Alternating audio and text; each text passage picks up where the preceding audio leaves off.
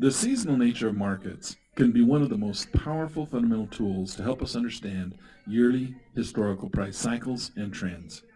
In this video, we're going to talk about the technical side of the Seasonals plugin, how to implement it, and how to get the most out of its capabilities. In the previous video, I mentioned our seasonal research tool known as TradeMiner.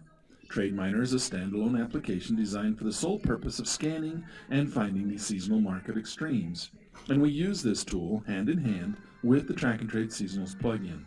TradeMiner scans and finds the repeating patterns, while the Track and Trade Seasonals plugin charts and graphs them within Track and Trade.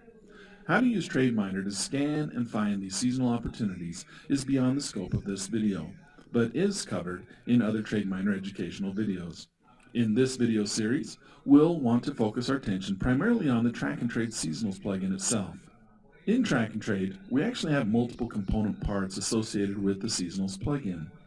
First, we have the Seasonals Trend Indicator, which we see displayed below the chart, where we will normally see our traditional oscillating indicator.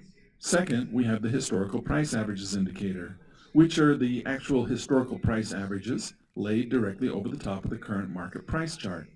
By right-clicking on the daily chart, we receive a drop-down menu where we can either select Add an Indicator window, which will add the Seasonals Trend Indicator underneath the current price chart, or we can select Chart Overlays, then Historical Averages, which adds the seasonal average to the current chart. Let's quickly review the settings within the control panel for both seasonal indicators. First, let's look at the Trend Indicator settings. The first thing we see is the setup for trend length. Notice that we have the ability to track and overlay two different lengths of time. I have mine set to 5 and 10. Trend 1 is 5 years of history, while Trend 2 is 10 years. We can distinguish between the two by setting the colors for each.